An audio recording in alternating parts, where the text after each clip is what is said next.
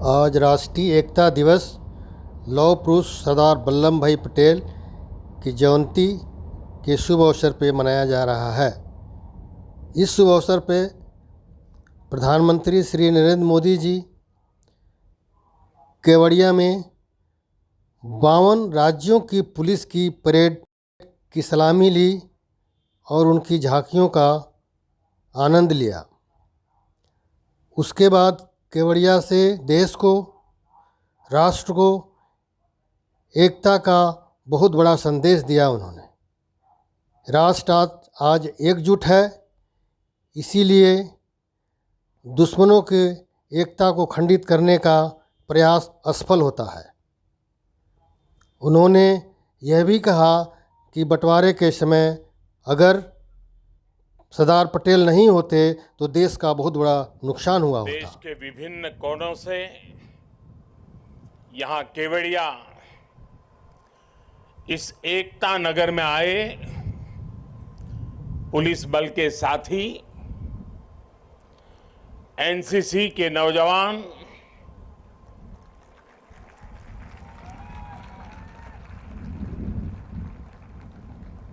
कला से जुड़े हुए सारे आर्टिस्ट, देश के विभिन्न हिस्सों में एकता दौड़, रन फॉर यूनिटी में शामिल हो रहे नागरिक भाई बहन, देश के सभी स्कूलों के छात्र छात्राएं, अन्य महानुभाव और सभी देशवासियों, मैं एकता नगर में हूं, पर मेरा मन मोरबी के पीड़ितों से जुड़ा हुआ है।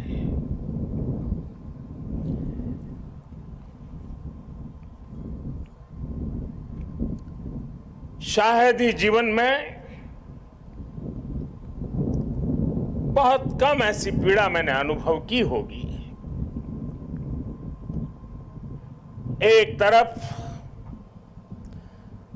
दर्द से भरा पीड़ित दिल है और दूसरी तरफ कर्म और कर्तव्य का पथ है। इस कर्तव्य पथ की जिम्मेवारी को लेते हुए मैं आपके बीच में हूं, लेकिन करुणा से भरा मन उन पीड़ित परिवारों के बीच में है। हादसे में जिन लोगों को अपना जीवन गंवाना पड़ा है, मैं उनके परिवारों के प्रति अपनी संवेदना व्यक्त करता हूं। दुख की इस घड़ी में सरकार हर तरह से पीड़ित परिवारों के साथ है। गुजरात सरकार पूरी शक्ति से कल शाम से ही राहत और बचाव कार्यों में जुटी हुई है। केंद्र सरकार की तरफ से भी राज्य सरकार को पूरी मदद दी जा रही है। बचाव कार्य में एनडीआरएफ की टीमों को लगाया गया है। सेना और वायुसेना भी राहत के काम में जुटी हुई है। जिन लोगों का अस्पताल में इलाज चल रहा है, वहां भी पूरी मुस्तैदी बरती जा रही है। लोगों की दिक्कतें कम से कम हो, इसे प्राथमिकता दी जा रही है। हादसे की खबर मिलने के बाद ही गुजरात के मुख्यमंत्री श्रीमान भूपेंद्र भाई रात को ही मोरबी पहुंच गए थे। कल से ही वो राहत और बचाव के कार्यों की कमान संभाले हुए हैं। राज्य सरकार की तरफ से इस हादसे की जांच के लिए एक कमेटी भी बना दी गई है। मैं देश के लोगों को आश्वस्त करता हूं कि राहत और बचाव के कार्यों में कोई कमी नहीं आने दी जाएगी। आज राष्ट्रीय एकता दिवस का यह अवसर भी हमें एकजुट होकर इस मुश्किल घड़ी का सामना करने, कर्तव्य पथ पर बने रहने की प्रेरणा दे रहा है। कठिन से कठिन परिस्थितियों में सरदार पटेल का धैर्य, उनकी तत्परता से सीख लेते हुए हम काम करते रहे, आगे भी करते रहे। साथियों, वर्ष 2022 में राष्ट्रीय एकता दिवस का बहुत विशेष अवसर के रूप में मैं इसे देख रहा हूं। ये वो वर्ष है जब हमने अपनी आजादी के 75 वर्ष पूरे किए हैं। हम नए संकल्पों के साथ आगे बढ़ रहे हैं। आज एकता नगर में ये जो परेड हुई है, हमें इस बात का एहसास भी दिला रही है कि जब सब एक साथ चलते हैं, एक साथ आगे बढ़ते हैं, तो असंभव को भी संभव बनाया जा सकता है। आज यहां देश भर से आए हुए कुछ कलाकार सांस्कृतिक कार्यक्रम भी करने वाले थे, भारत के विविध नृत्यों को भी प्रदर्शित करने वाले थे, लेकिन कल की घटना इतनी दुखद थी कि आज के इस कार्यक्रम में से उस कार्यक्रम को हटा दिया गया। मैं उन सभी कलाकारों से उनके यहाँ तक आना, उन्होंने जो पिछले के दौरान मेहनत की है, लेकिन आज उनको मौका नहीं मिला, मैं उनके दुख को समझ सकता हूं, लेकिन कुछ परिस्थितियां ऐसी हैं। साथियों, ये एकजुटता, ये अनुशासन परिवार, समाज, गांव, राज्य और देश हर स्तर पर आवश्यक है, और इसके दर्शन आज हम देश के कोने कोने में कर भी रहे हैं। आज देश भर में 75,000 एकता दौड़, रन फॉर यूनिटी हो रही है। लाखों लोग जुड़ रहे हैं। देश का जन जन लौह पुरुष सरदार वल्लभ भाई पटेल की संकल्प शक्ति से प्रेरणा ले रहा है। आज देश का जन जन अमृत काल के पंच प्राणों को जागृत करने के लिए, राष्ट्र की एकता और अखंडता के लिए संकल्प ले रहा है। साथियों, राष्ट्रीय एकता दिवस ये अवसर केवड़िया एकता नगर की ये धरती और स्टैच्यू ऑफ यूनिटी हमें निरंतर ये एहसास दिलाते हैं कि आजादी के समय अगर भारत के पास सरदार पटेल जैसा नेतृत्व न होता तो क्या होता? क्या होता अगर 550 से ज्यादा रियासतें एकजुट नहीं हुई होती? क्या होता अगर हमारे ज्यादातर राजे रजवाड़े त्याग की पराकाष्ठा न दिखाते, मां भारती में आस्था न दिखाते? आज हम जैसा भारत देख रहे हैं, हम उसकी कल्पना भी नहीं कर सकते थे। एक कठिन कार्य, ये असंभव कार्य सिर्फ और सिर्फ सरदार पटेल ने ही सिद्ध किया। साथियों, सरदार साहब की जन्म जयंती और राष्ट्रीय एकता दिवस ये हमारे लिए केवल तारीख भर नहीं है, ये भारत के सांस्कृतिक सामर्थ्य का एक महापर्व भी है। भारत के लिए एकता कभी भी विवशता नहीं रही है।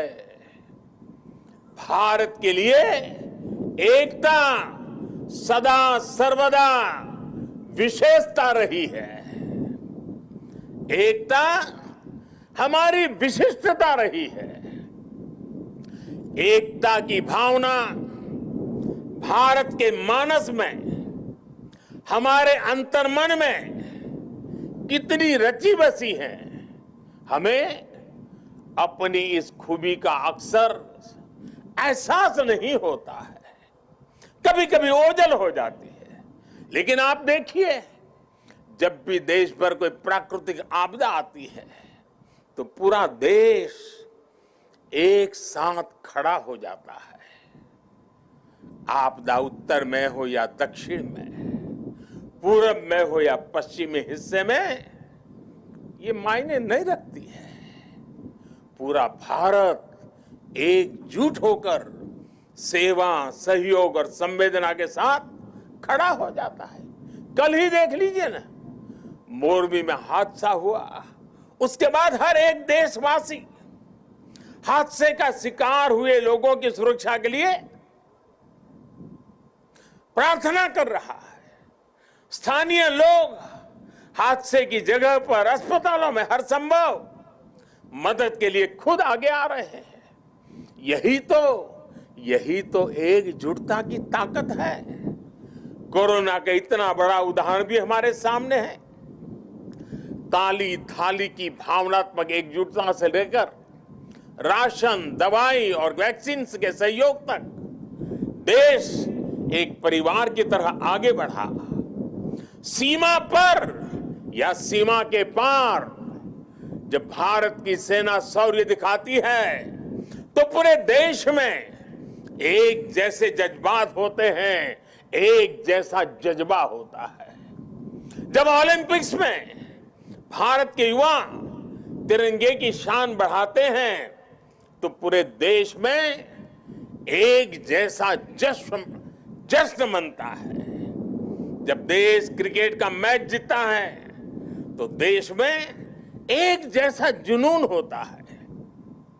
हमारे जश्न के सांस्कृतिक तौर तरीके अलग अलग होते हैं, लेकिन भावना एक जैसी ही होती है।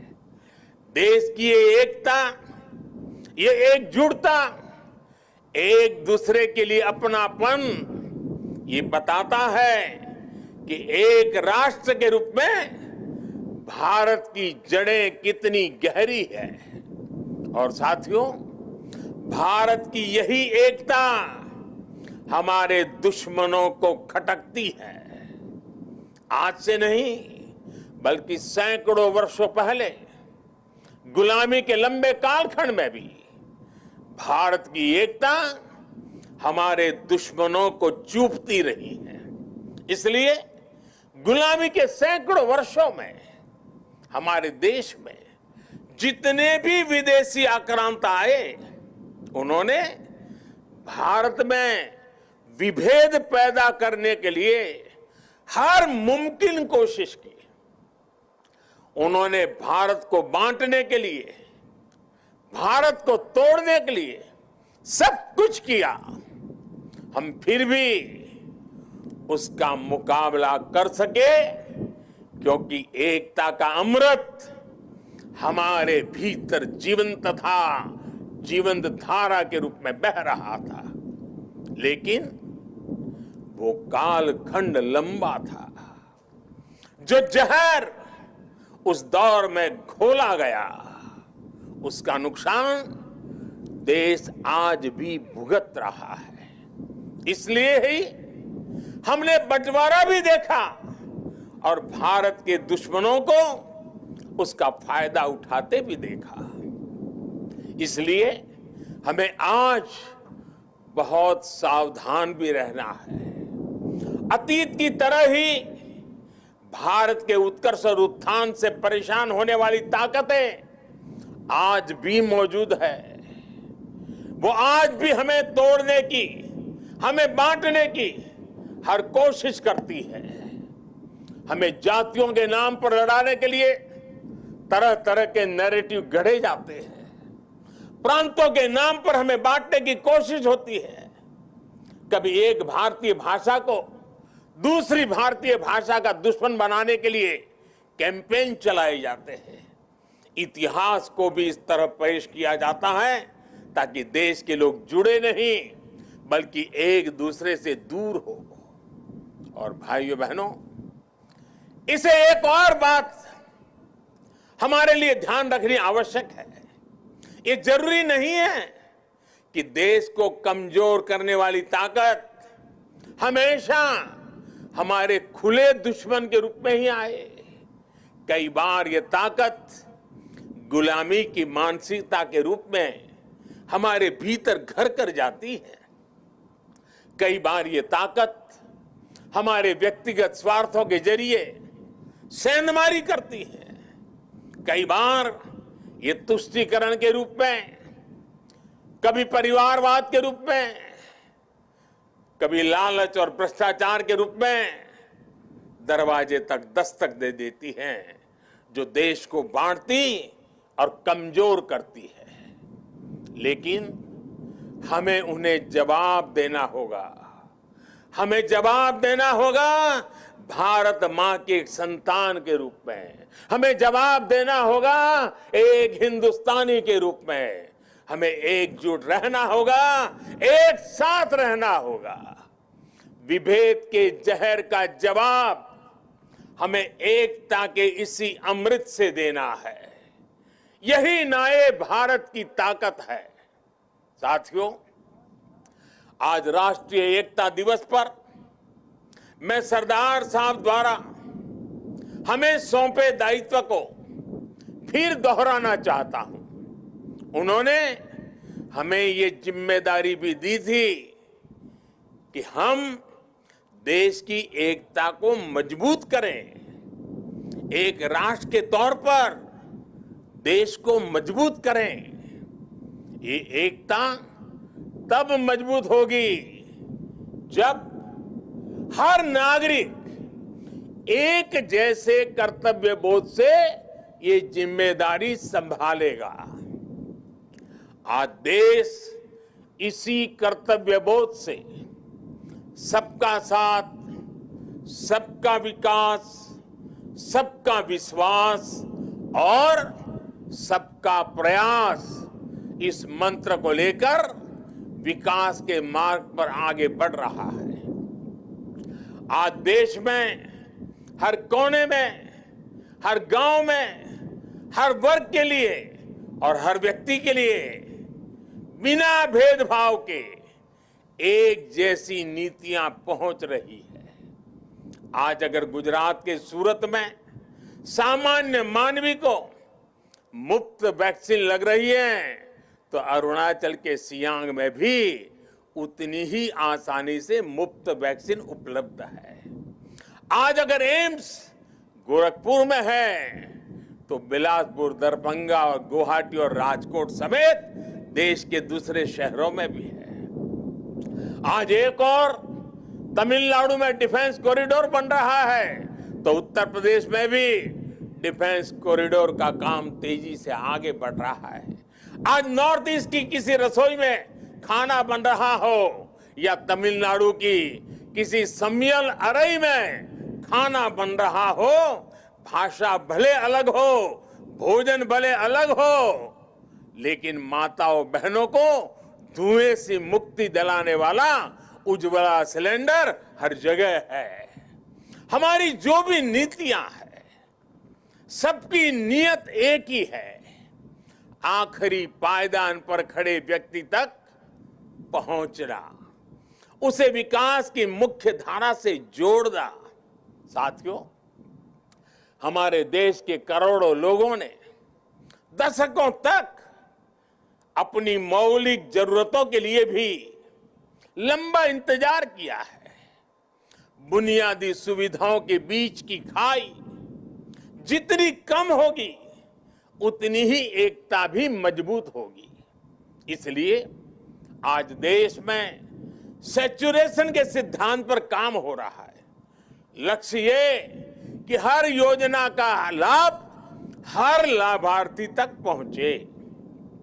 इसलिए आज housing for all, digital connectivity for all, clean cooking for all, electricity for all, ऐसे अनेक अभियान चलाए जा रहे हैं। आज 100% नागरिकों तक पहुंचने का ये मिशन केवल एक जैसी सुविधाओं का ही मिशन नहीं है। ये मिशन एकजुट लक्ष्य, एकजुट विकास और एकजुट प्रयास का भी मिशन है। आज जीवन की मौलिक जरूरतों के लिए 100% कवरेज देश और संविधान में सामान्य मानवी के विश्वास का माध्यम बन रहा है।